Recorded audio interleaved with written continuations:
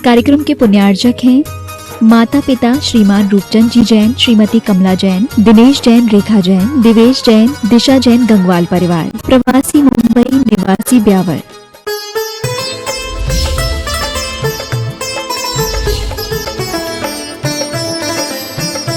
आडंबर से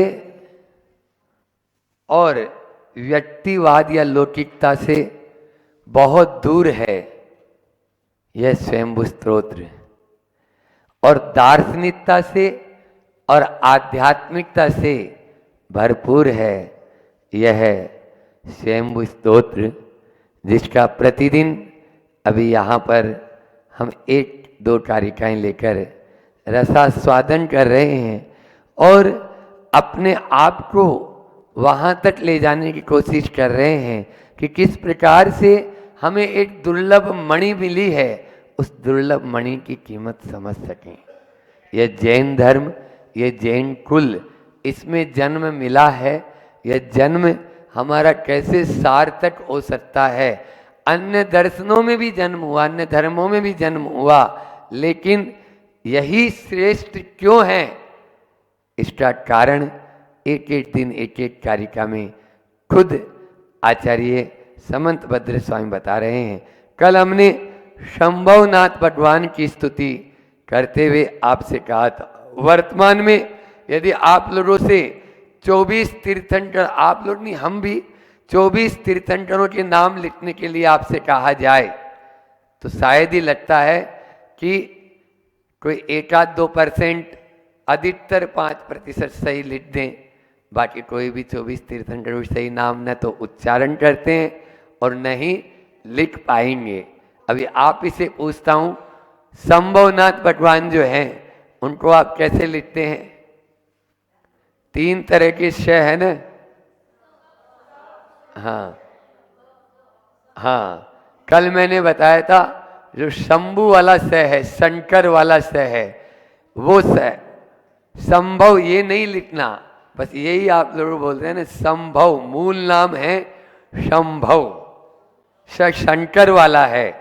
शंभु, यही संभव से ही शंभु बना है। शंभु कैसे बना?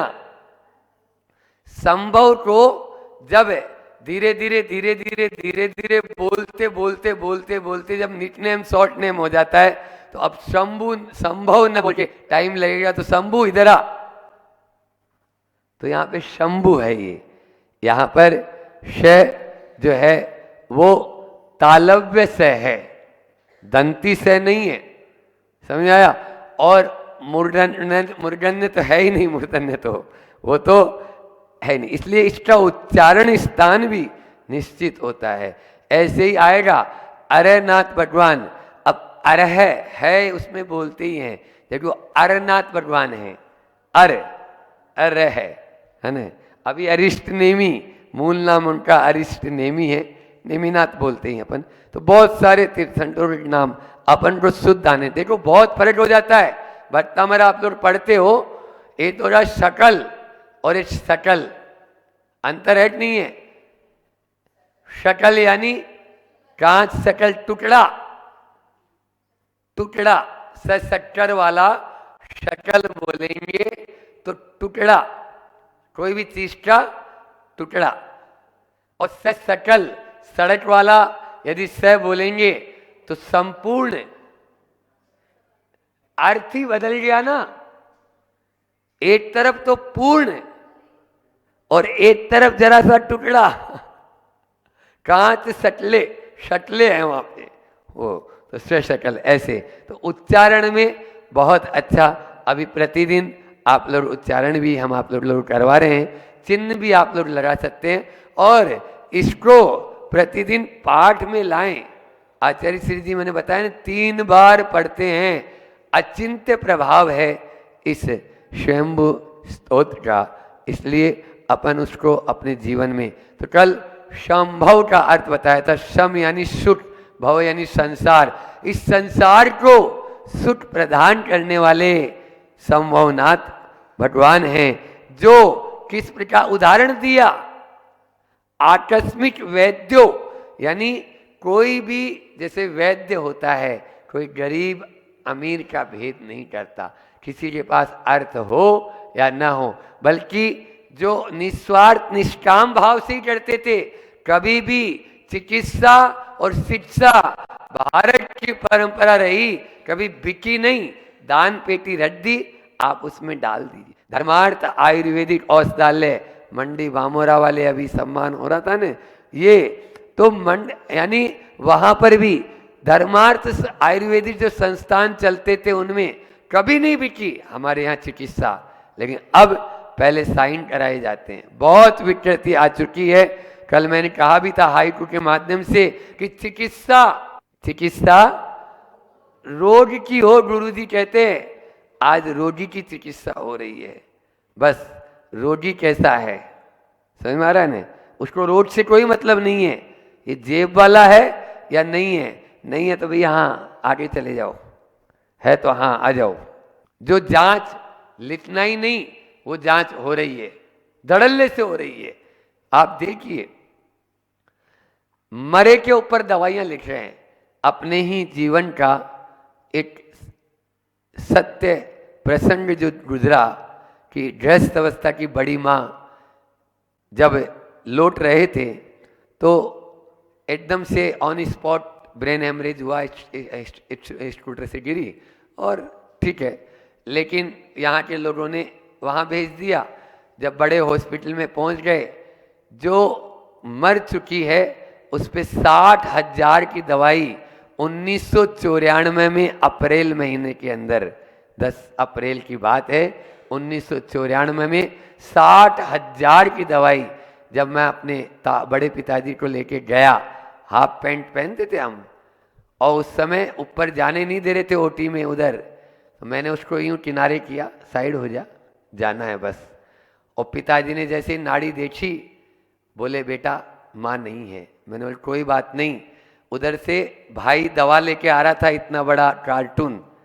तब मैंने डॉक्टर साहब को बोला था डॉक्टर साहब अपने बेटा और बेटी के लिए लगा लेना ये दवाई, मेरी माँ जा चुकी है जनता पर। ये स्थिति होती है, ये एक के साथ में नहीं, प्रतिदिन आप देख लीजिए हजारों लाखों के साथ में हो रही है।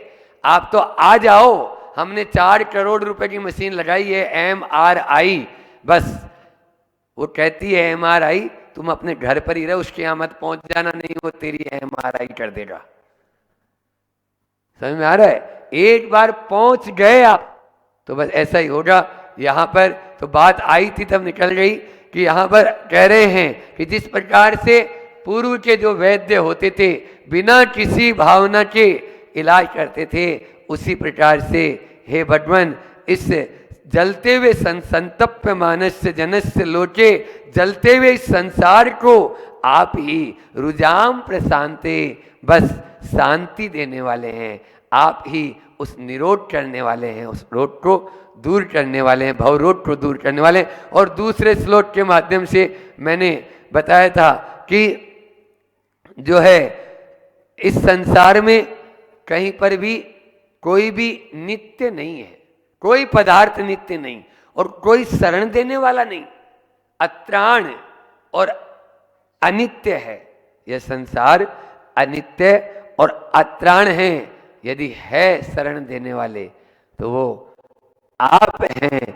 बस आप ही उस जन्म जरा और मृत्यु से पीड़ित इस संसार को आप ही रास्ता बता सकते हैं, आप ही उसको नित्यता का पाठ पढ़ा सकते हैं।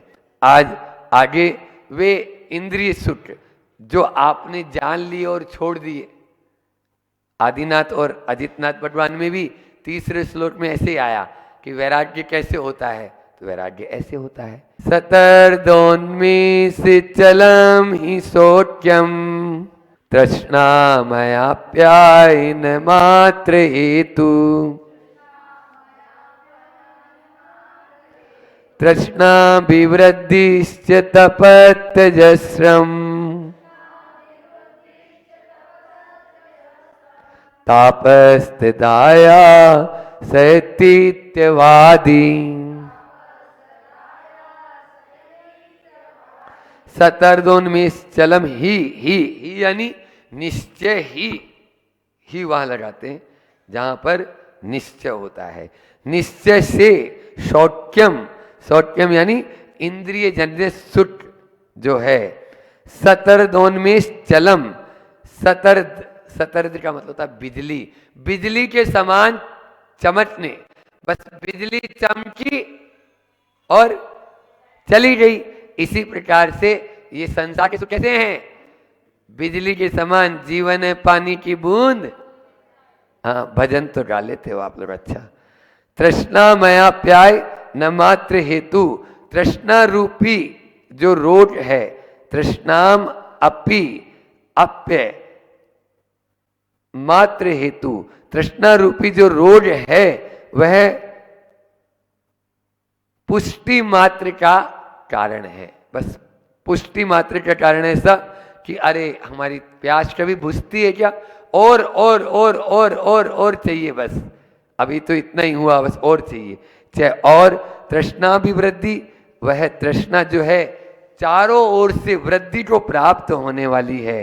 अजस्रम निरंतर तपती, ताप उत्पन्न करती है, एवं ताप है, ताप तत् जगत को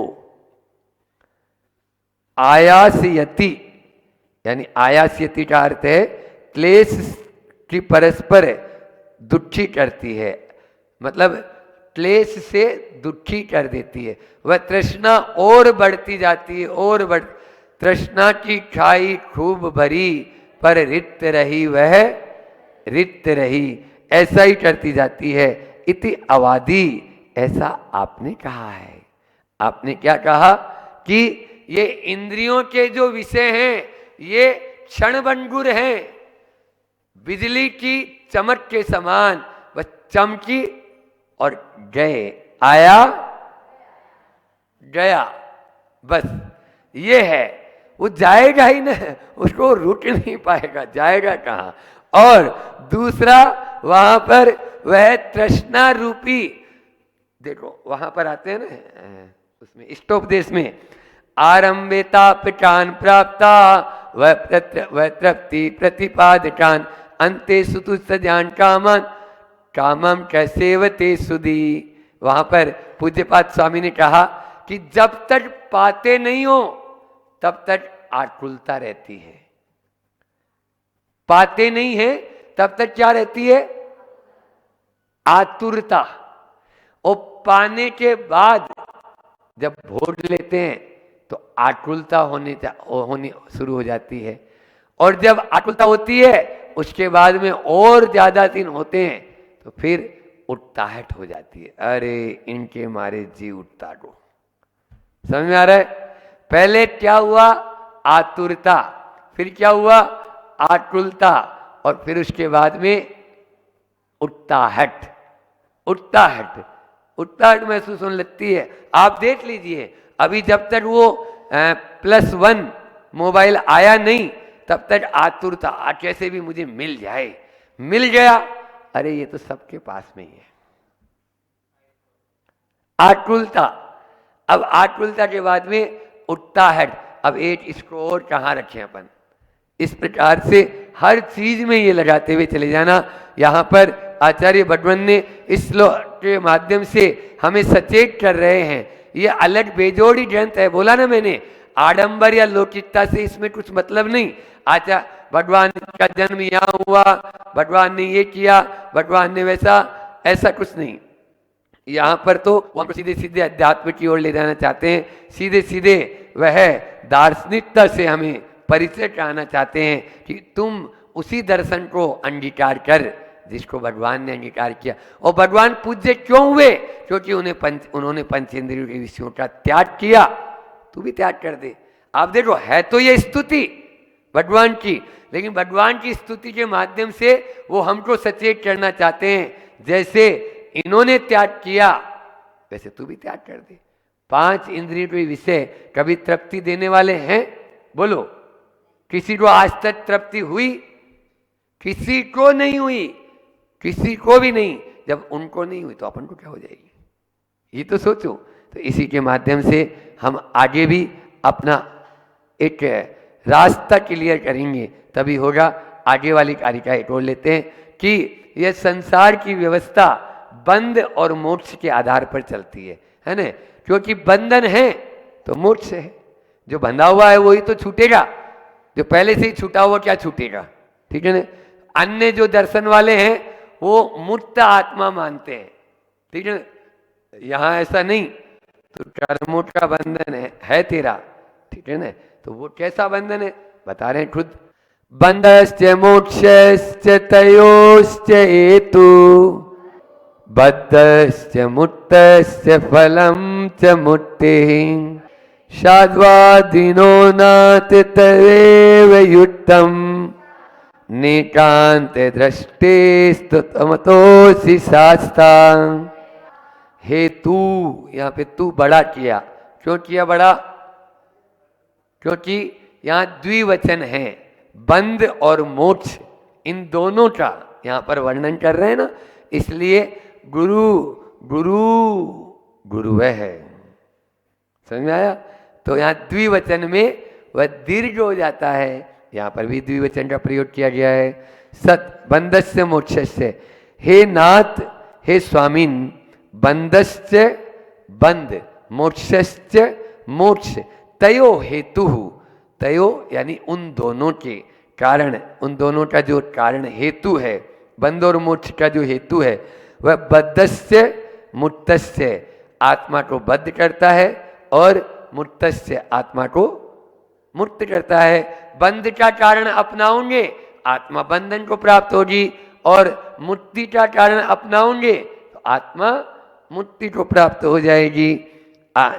और मुक्ति, मुक्ति का फलम, फल, यह सब साधवादिन है।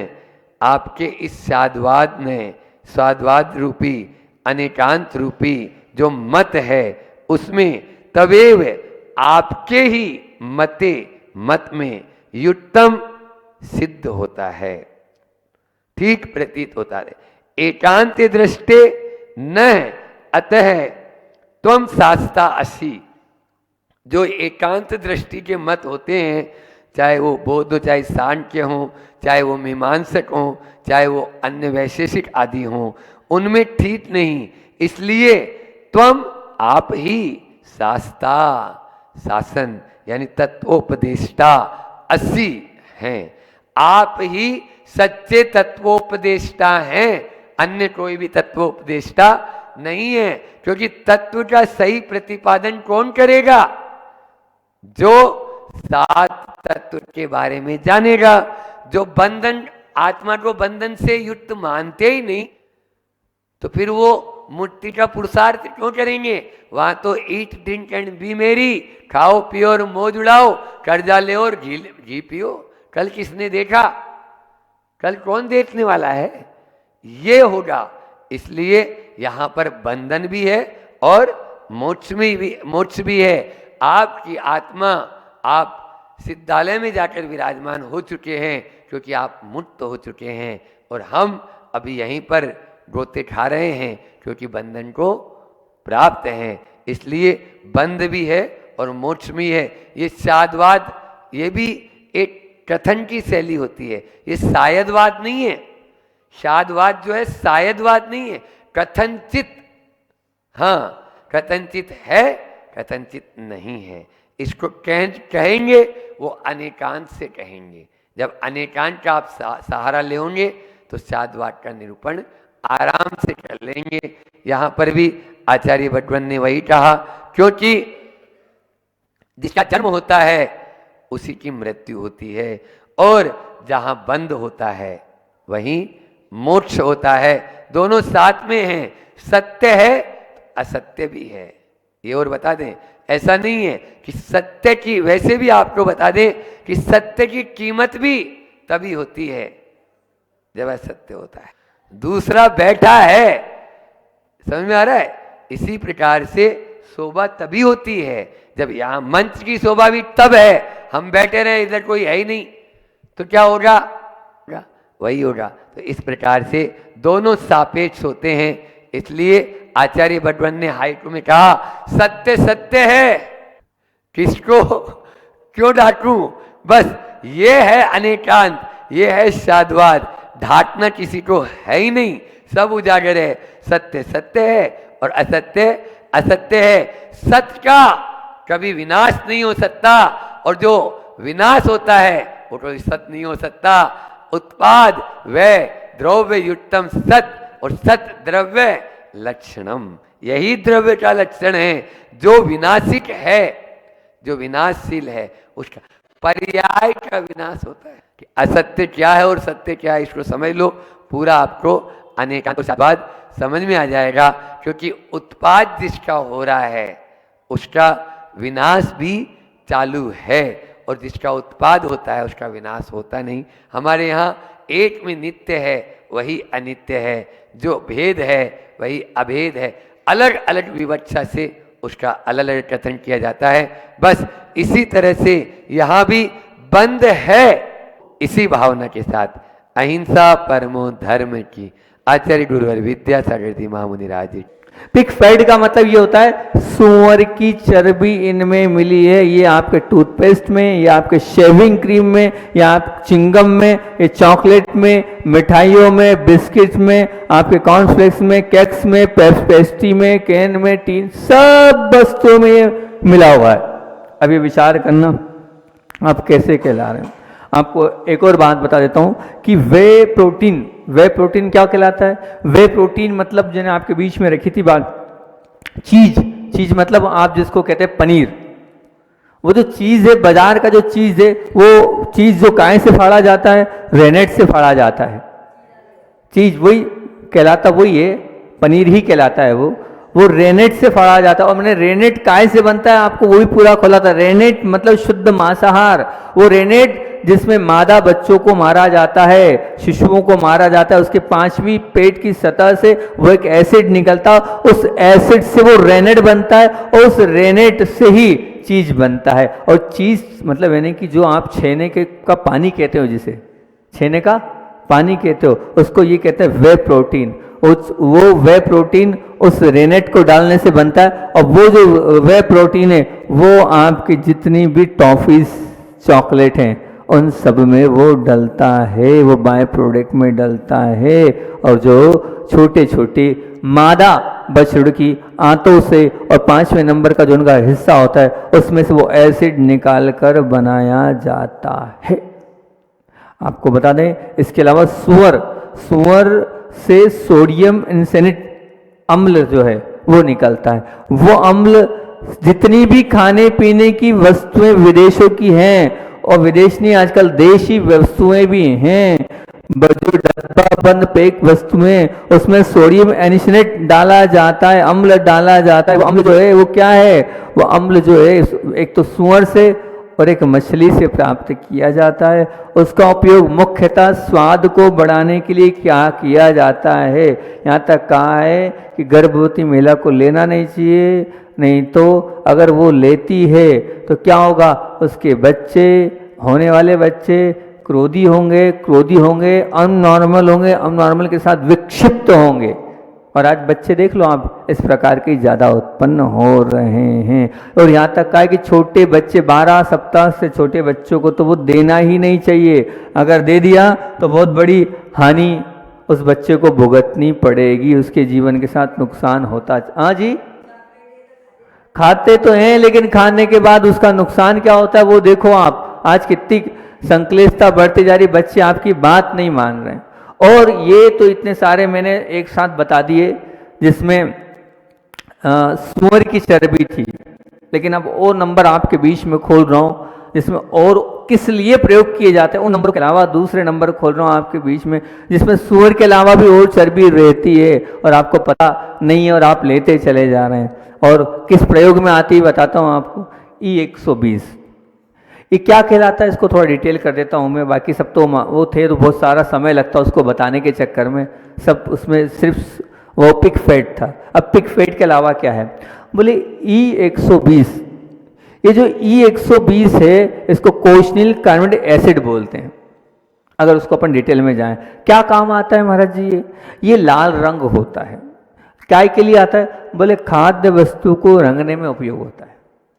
जब भी आप देखें लाल रंग में, कोल्ड ड्रिंक्स में लाल रंग है, मतलब यही मिला हुआ है लाल रंग का है। और ये क्या करेगा, बोले इसको लेने से बच्चों में अति सक्रियता आ जाती है। मतलब क्या, जो काम अभी आप कह रहे हो ना, बच्चे मोबाइल चला लेते हैं, बच्चे ये कर लेते हैं, इस उम्र में तो हमें कुछ आता ही नहीं था, ये अति सक्रियता होती है। किसके कारण?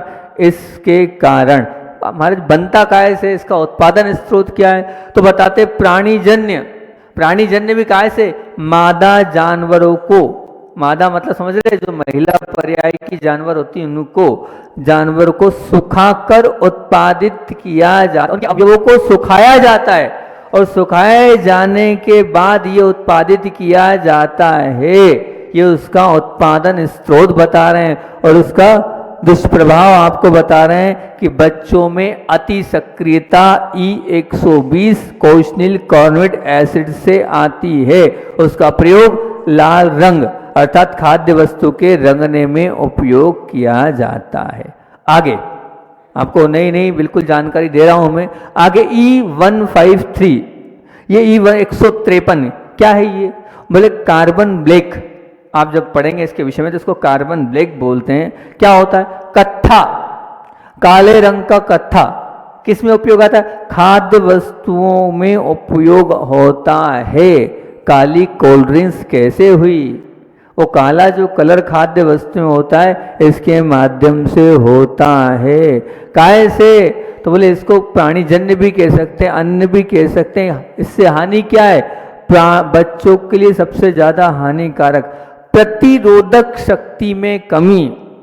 ये बच्चे अगर लेंगे तो उनमें जो गॉड गिफ्ट मिलता है, गॉड गिफ्ट मतलब क्या, जो बीमारियों से लड़ने की क्षमता होती है वो समाप्त हो जाती है। जरा जरा से में आजकल के बच्चे बीमार होते चले जा रहे हैं। उसका हेतु कार्बन ब्लैक, ये पीना, ये खाना, ये जहाँ जहाँ होगा वो हमारी रोग प्रतिरोधक क्षमता को समाप्त करते चलेगा। अगर आप चाहते हैं तो इससे बचें। आप इसको अच्छे से समझ लें, पढ़ लें, वस्तुओं को देखें, उसके बाद ही खाने का मन बनाएं। E161G क्या है ये? बोले कैथोजेंथिन। कैथोजेंथिन मतलब क्या? कलर, काय का कलर? नारंगी कलर खाद्य वस्तुओं में उपयोग होता है। नारंगी कलर जो आप नारंगी में देखते हैं, फेंटा है, ये है, नारंगी किससे हुई है? इससे ही नारंगी होती है। या आपके जो केक आदि में जो कलर चढ़ता है इसी से नारंगी कलर चढ़ता है। कैसे बनता है ये? सुनकर बड़ा आपको आश्चर्य होगा कि किससे बनता है। तो ये बोलते हैं मछली एवं पानी में हड्डी वाले जानवरों से बनता है। मछली से और पानी में रहने वाले जो हड्डी वाले जानवर है उनसे ये बनता है। स्वास्थ्य के लिए अति हानिकारक ये पदार्थ है और आप बड़े उससे उसको लेते हैं, जिसको कहते हैं E161G कैथोजेंथिन। फिर उसके बाद आती है E252, E252। E252 क्या है? Potassium nitrate. इसको अगर खोलें तो पोटेशियम नाइट्रेट क्या है ये? बोले पोटेशियम नाइट्रेट का मतलब ये होता है आयोडीन रहित नमक। मतलब ये आयोडीन रहित नमक होता है, पिगलिंग सॉल्ट कहलाता है। ये पिगलिंग सॉल्ट जो है, आयोडीन रहित जो नमक है, ये वो कहलाता है। और इस आयोडीन रहित नमक में क्या है? तो बोले इसको लेने से, ये वाला आपका नमक नहीं, ये दूसरा नमक नहीं, तो आप महाराज जी तो आप बिना आयोडीन वाला लेते हो, ये उसकी बात नहीं चल रही है। ये जो नमक है इससे क्या होता है? बोले सिर दर्द, आंतों में खराबी और त्वचा से संबंधित रोग इसके माध्यम से होते हैं। लेसेथिन कला नाम का ये पदार्थ, पोटेशियम नाइट्रेट नाम का ये पदार्थ होता है जिसको पिगलिक सॉल्ट बोलते हैं। ये भी पदार्थों में डाला जाता है क्योंकि उस पदार्थ की उम्र को बढ़ाने के लिए साल्ट, वो जो स्वाद है उसको बरकरार करने के लिए साल्ट डाला जाता है। फिर बोल रहे E322, E322 क्या है ये? लेसेथिन। लेसेथिन मतलब क्या? बोले इंस्पायर मतलब खाद्य वस्तु जो होती है उस खाद्य वस्तु के रंग और उसमें स्थायित्व, उसका रंग और स्थायित्व को कम मतलब बरकरार रखने के लिए, कम ना हो इसलिए और आइसक्रीम में विशेष डाला जाता है, आइसक्रीम को जल्दी पिघलने से बचाने के लिए इसका उपयोग किया जाता है। जितनी कंपनी वाली आइसक्रीम है सब में लेसेथिन मिलता ही है। लेसेथिन के बिना आइसक्रीम बाहर की नहीं बन सकती। जो आप आपके घर में फ्रिज में बनाते हैं वो आइसक्रीम आप रखना तुरंत गल जाएगी, और वो वाली आइसक्रीम को रखना वो इतनी जल्दी नहीं गलेगी। क्या कारण है? उस आइसक्रीम और इस आइसक्रीम में लेसेथिन डलता है। ये लेसेथिन काहे से होता है? तो बोले अंडे से लेसेथिन निकाला जाता है, और बोले जानवरों में पाई जाने वाली चर्बी से वो लेसेथिन निकाला जाता है। लेसेथिन मतलब एक लिसलिसा पदार्थ होता है, और क्या मछली के तेल से निकाला जाता है। मतलब मछली के तेल को और प्योर करते हैं, बार बार छानते हैं, और फिर उसका जो एक बहुत एक्स्ट्रा ऑर्डिनरी, जो एक्स्ट्रा मतलब बहुत पावरफुल जो तेल निकलता है वो ये कहलाता है लेसेथिन। अंडों से, जानवरों में पाई जाने वाली चर्बी से और मछली के तेल से ये लेसेथिन निकाला जाता है। क्या होगा इससे? बोले याददाश्त में कमी। और ये याददाश्त तो ठीक है, कोई दिक्कत नहीं, सबसे ज्यादा इफेक्ट ये लीवर पे करता है। लीवर की खराबी हो जाएगी। जो लोग आइसक्रीम ज़्यादा खाते हैं उनका लीवर क्यों बैठता है? उसका कारण लेसेथिन है। और जो आज की सबसे बड़ी समस्या है, मनुष्य के डीएनए में बदलाव। मतलब क्या? बच्चे उत्पन्न जो करने की क्षमता है वो समाप्त होती है लेसेथिन से, और लेसेथिन सभी में डलता है। क्यों डलता है? स्थायित्व के लिए। स्थायित्व मतलब उसका स्वाद नहीं बिगड़े, उसकी क्वालिटी बने बरकरार रहे, इसलिए डाला जाता है। और आइसक्रीम जल्दी पिघले नहीं, इसलिए लेसेथिन का प्रयोग किया जाता है।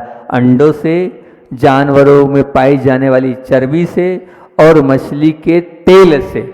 मछली का जो तेल होता है उसको भी और प्योर बनाने से। और फिर बोल रहे हैं E325। क्या है ये E325? बोलते हैं E325 मतलब सोडियम लैक्टेट।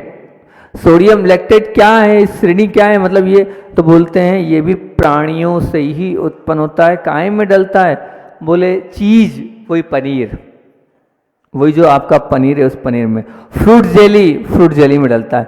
जितनी साबुन हैं उन सब साबुनों में डलता है। जितने कैडी फ्रूट्स हैं उनमें इनका उपयोग होता है। Sodium lactate E325 E325। फिर बोल रहे हैं E326। ये क्या है? Potassium lactate. वही है, वो सोडियम था और ये पोटेशियम है। क्या होता है? वो उन्हीं सब में, चीज में भी डलता है, फ्रूट में भी डलता है, जेली में भी डलता है, साबुन में भी डलता है, क्रेडी फूड में भी डलता है। काय से बनता है? बोले ये भी जानवरों से ही बनता है, जानवरों से ही निकलता है। और फिर बोले E327। क्या है E327?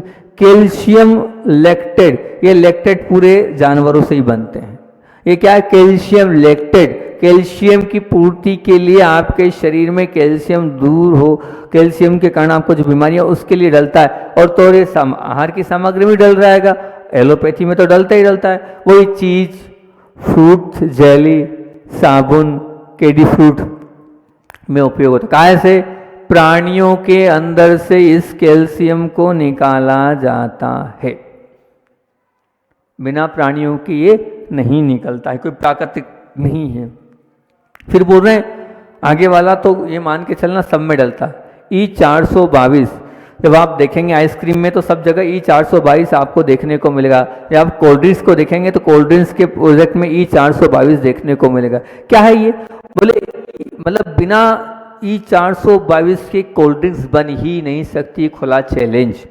क्या है ये E422? बोले ग्लाइसरॉल। इसको ग्लाइसरॉल बोलते हैं। ग्लाइसरॉल मतलब क्या? बोले ग्लाइसरॉल मतलब मीठा स्वाद बढ़ाने वाली, मीठा जो स्वाद है उसको बढ़ाने वाली ग्लाइसरॉल होती E422, जो मीठा स्वाद और बढ़ाती, मतलब जितना मीठापन है उसको और मीठा, एक्स्ट्रा मीठा बनाने के लिए ये ग्लाइसरॉल होती है, जो प्राणियों से उत्पन्न होती है और जो जानवर की चर्बी से उत्पन्न होती है। सिर दर्द, उल्टी, डायरिया सब होते हैं इसके कारण। और सब हो रहे हैं और आप लेते जा रहे हैं, लेते जा रहे हैं, लेते जा रहे हैं। जिलेटिन, इसके विषय में बहुत पहले भी बता चुका हूँ मैं, क्या ये जिलेटिन कहलाती है। ये जिलेटिन जो होती है कैप्सूल में भी डलती है और भी अन्य अन्य वस्तुओं में डलती है। वही मैंने बताया था कि जो कत्ल खानों में जो मांस के टुकड़े, नाखून, हड्डियां जो फिकने में जा रही है, जो कचरा है, जो गंदगी आप सूंघ नहीं सकते हो, उससे जिलेटिन बनती है। जानवरों की चर्बी से जिलेटिन बनती है। जानवरों में पाए जाने वाले अन्य चमड़ी मुख्यतः से और हड्डी मुख्यतः से जिलेटिन में होती है और लगभग चीज़ों में जिलेटिन मिलती चले जाती है। E441, E441, इसको आप देखना, प्रयास करना और समझने का प्रयास करना। फिर बोल रहे हैं E442, E442, क्या है ये E442? बोलते हैं अमोनियम फास्फोटाइज्ड। क्या क्या कहलाता है ये? बोले इसका काम ये है कि कितना भी रख रहा उसका रंग जो है छूटने नहीं देगा। मतलब रंग को स्थायी करने के लिए, रंग को पावरफुल बनाने के लिए इसका प्रयोग किया जाता है। ऑयल पेंट में भी इसकी मिलावट होती है। जहाँ कलर को स्थायित्व देना है वहाँ इसका प्रयोग किया जाता है। कहते हैं कि इसका प्रयोग कपड़े में भी किया जाता है। कपड़े का जो कलर है उस कलर को भी अगर स्थायित्व देना है तो स्थायित्व देने के लिए इसका प्रयोग किया जाता है। क्योंकि आप बहुत तेज गर्म पानी में भी कपड़ा भिगोते हैं तो उस कपड़े का कलर क्यों नहीं निकल रहा है? ये बनता कैसे है? आप उपयोग तो कर रहे हो, कैसे बनता है? जानवरों में पाई जाने वाली चर्बी से ये बनता है। बस इसका काम उस कलर को स्थायित्व देना, ये उसका काम है। कलर को पक्का करना ये इसका काम हैगा। और फिर इसके बाद आती बारी E470A। क्या करता है ये? क्या है ये? बोले सोडियम, पोटेशियम एवं कैल्शियम सॉल्ट्स एंड फैटो एसिड। मतलब इसका जो है पूरे स्वाद, खाद्य सब में प्रयोग किया जाता है। ये भी प्राणियों से और जानवरों से ही उत्पन्न होता है जो खाद्य पदार्थों में डाला जाता है। इसके बिना खाद्य पदार्थ बनते ही नहीं हैं। फिर उसके बाद E470B। क्या है ये? बोले मैग्नीशियम रिस्टेटेड ऑफ 8 फैटी एसिड्स। ये सब चीज़ें आती कहाँ से? ये लगभग चीज़ें यूरोप से आती है। ये लगभग चीज़ें विदेश से आती है। मतलब यहाँ तो मिलती है, बहुत कम मिलती है, लेकिन ये अधिकतर वस्तुएं सब विदेश से और विदेश में भी यूरोप से ज़्यादा आती है। वहाँ इस सब की अलग अलग फैक्ट्रियाँ हैं, अलग अलग सब हैं। और क्या काम करती है? बोले ये भी इसी प्रकार से प्राणी जन्य हैं और खाद्य और स्वाद्य पदार्थों में ये भी मिली हुई होती है। E47471 mono and diglyceride of fatty acids. क्या है ये? बहुत काम की चीज है।